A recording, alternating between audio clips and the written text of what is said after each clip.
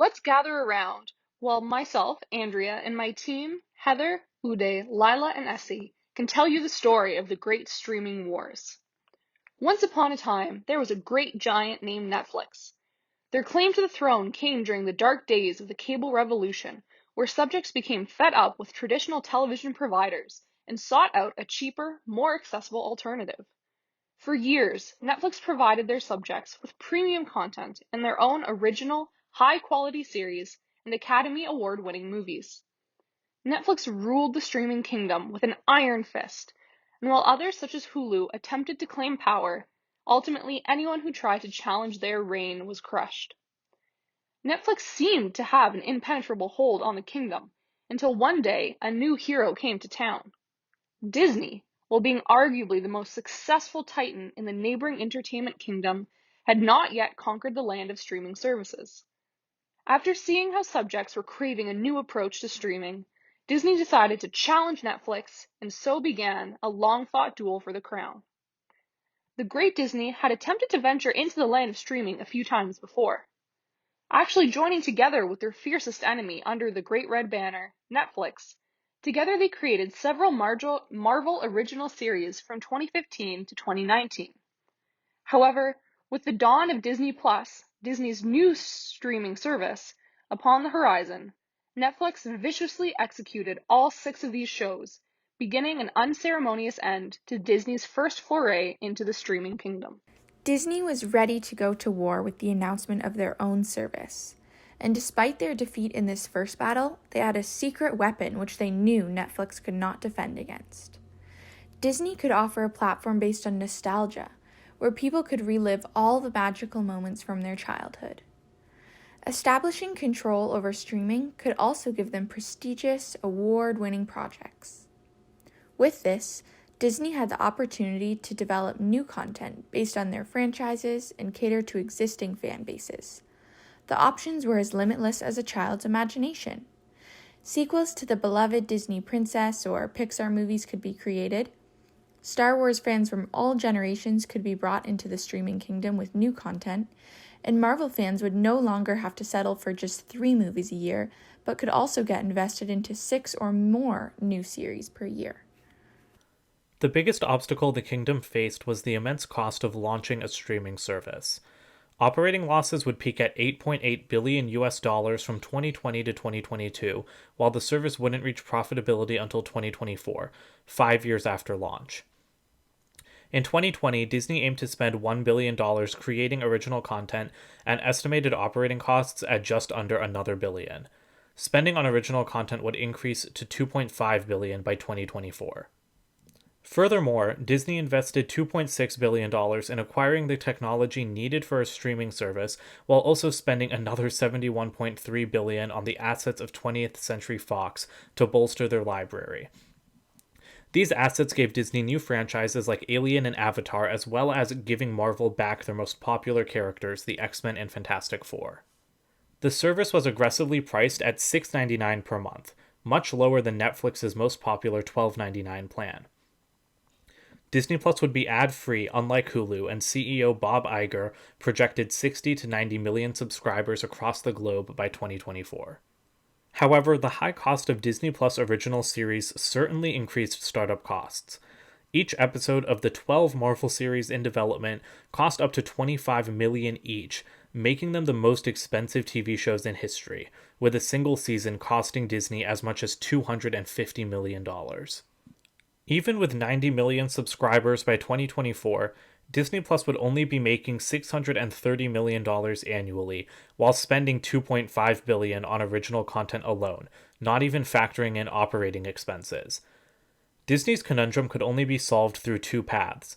Either the service greatly exceeds subscriber count expectations, the monthly price increases quite significantly, or a combination of both factors brings Disney Plus to profitability. The marketing mix for Disney Plus hit all of the 4 Ps: product, price, place, and promotion. Disney Plus exclusively hosts generations of Disney media and offers new original content, while the price is shockingly low compared to other services. The website and app have been built out with key user interface features in mind, such as 4 people being able to watch simultaneously and up to 7 profiles on one account, while the service has been extensively promoted across Disney theme parks, cruises, resorts, and Disney-owned cable TV channels. During COVID-19, Disney has faced extensive barriers and challenges related to traditional sources of revenue, like theme parks and theatrical films. However, the major change in worldwide lifestyles offered Disney an unprecedented opportunity for growth in the streaming industry. This paid off when they launched Disney+, which gained 50 million subscribers in just 6 months, a feat that took Netflix 7 years. Now let's take a look at who ended up being the fairest of them all, according to that mirror on the wall.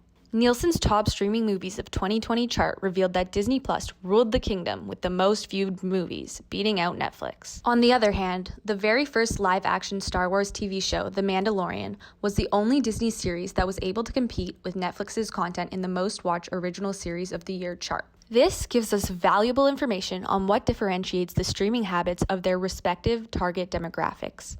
Kids are quite repetitive. They love to watch and rewatch their favorite content over and over. Adults are more likely to binge-watch series, which is reflected in Netflix's dominance of the most-watched series. The first Marvel Studios original series was a far cry from normal superhero stories, throwing 2 side characters from the Avengers movies into a disturbing reality where they lived in classic American sitcoms. WandaVision became the world's most in-demand TV show across all platforms in less than 4 weeks due to its strategy of debuting 1 episode a week, just like cable TV shows, and it fueled intense social media discussions as well as fan speculation.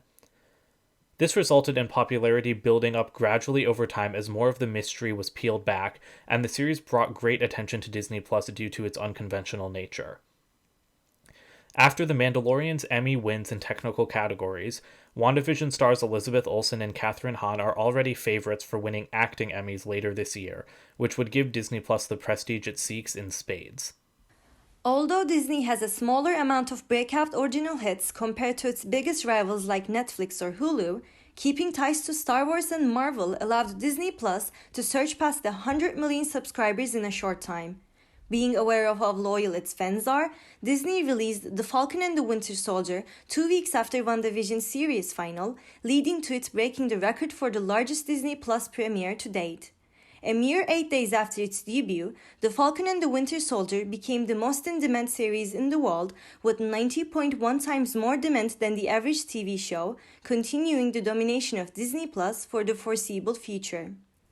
Hoping to take a further step against other streaming services, Disney Plus launched its Premier Access strategy in September 2020, driven by the closure of movie theaters due to COVID-19. Premier Access requests subscribers to pay an additional $29.99 fee to gain exclusive streaming access to a single movie on top of the $7.99 monthly subscription price. Viewers can unlock movies such as Mulan, Raya and the Last Dragon, and Black Widow on the same day they release in theaters before they arrive on Disney Plus for free 3 months later. However, Disney has also released movies meant for theaters on the service for no additional cost, creating confusion for consumers. To better sum up, I will be presenting the SWOT analysis of Disney Plus in regards to the research we have done. Disney Plus's main strength is its nostalgic original content and its engagement with the viewers. It generates content by considering the audience's attitude and emotions, as well as catering to existing fan bases. The service is easily accessed through apps which can be downloaded from the Apple App Store and Google Play. On the other hand, one of the biggest weaknesses of Disney Plus is that its content might not be appealing to all customers, as they largely feature family-friendly content, which might be regarded as an extension to Disney Channel. However, Disney is attempting to combat this weakness by rolling out a passcode-locked adult section of Disney Plus internationally. We know that one obvious opportunity for Disney Plus is the rise of technology usage among children. The brand can maintain or even increase its number of viewers by providing more education service for children. Finally, the major threat for Disney Plus is competitors. Especially with the COVID-19 rising, demand for online streaming services increased across the world and made it harder for Disney Plus to produce unique content. As Disney focuses on providing more original content, old fans might become unsatisfied with the sameness of the service and end up unsubscribing the platform in the future to try out more varied and exciting streaming platforms. If there's one area where Disney Plus needs improvement, it's with the Premier Access program. Premier Access continues to confuse customers due to Disney's unclear release strategies during COVID. Some theatrical films are put on the service for free, while others are locked behind a $30 paywall. Meanwhile, competitors are consistent with their actions. Either everything costs extra or everything is released to streaming for no additional cost. Disney Plus is continuing to create unnecessary confusion, with 2 movies this summer costing $30 and 1 simply being dumped on the service for free. Consumers have also taken note that every single Premier Access film is a would-be blockbuster, featuring women prominently both in front of and behind the camera. If Disney wants to regain solid footing with their theatrical releases, picking one strategy and sticking to it is of paramount importance. Disney knows how to leverage their divisions, and the kingdom's domination across the industry is seen clearly in Disney Plus. Although the service has yet to reach profitability, Disney's strategies are working to their advantage. Disney Plus's 5-year subscriber goal was handily defeated in just a single year, while both of their high-profile original series in early 2021 have become the biggest shows in the world in just a matter of weeks. International expansion is going to continue, and as more content is released in the upcoming years, both the subscription price increases and increased signups will successfully push the streaming service into the black. In fact, one of its biggest success stories perfectly represents the concept of Disney Plus. WandaVision is the most expensive TV show ever made, spinning out of the biggest movie franchise in history, wrapped in a nostalgic veneer with so much depth to explore beneath the shiny surface. Similarly, Disney Plus was the ultimate expansion for the Walt Disney Company, a conglomerate known the world over, and it was originally sold on childhood memories and comfort.